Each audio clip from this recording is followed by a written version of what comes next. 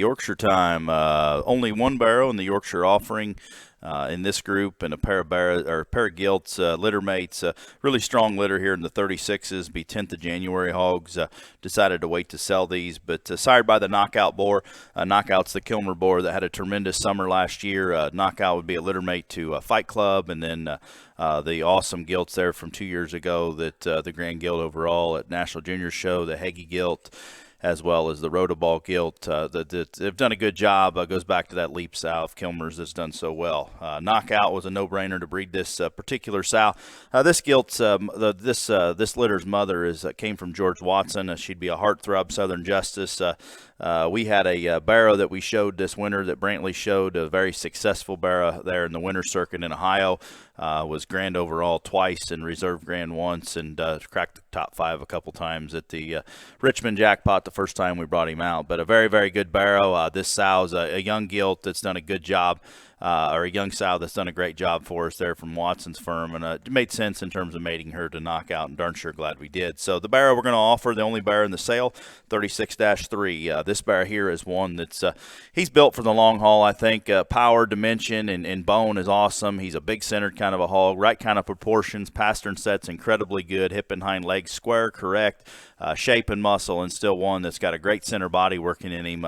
Maintains, he could be a middleweight kind of a hog in the August setting, we think, probably last into later August if you need him to. He's going to have that dimension, center body, and power that some of the Yorkshires are a little harder to get into him, but he's not going to lack muscle, but still got a big hip and hind leg, very correct in terms of movement at the same time. Like that barrow's future a great deal. The next one's going to be the pair of gilts are lots 22 and 23. 22 is 36-6. This gilt here is one that looks like the type and kind that get along at the end, because she's awesome looking from the side profile, really level out of her hip.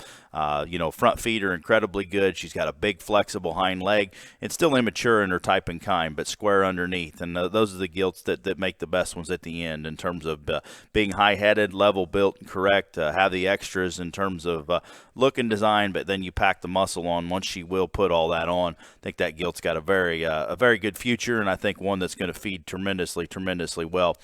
Make an awesome big ring kind of a gilt there for the 10th of January. I think she'll come in fresh and looking awfully good. The pushing kind for darn sure, with all the extras you like to see. Lots 23, it would be 36-8. This gilt does have a little more dimension, probably a little more of that Watson stoutness and burliness and center body, which you love to see. Another gilt, square enough coming at you and got some width leaving. Great inner dimension she's got. She's a high-headed, level-built one, very flexible out of her hip and hind leg, and in terms of movement up front, she's good there. A gilt that's going to be ready to show early if you want a jackpot a mid-January kind of a gilt. She'll hang her best. She'll hang with all of them because she's got a little bit of those extras. A gilt that still balances up good enough with the extra power and dimension. Differences in the gilts, one's got a little more power, one's got a little more stretch and go in terms of bigger inner outline. So just depending on your feeding pattern, I think a very, very high quality litter of gilts and a very predictable pedigree.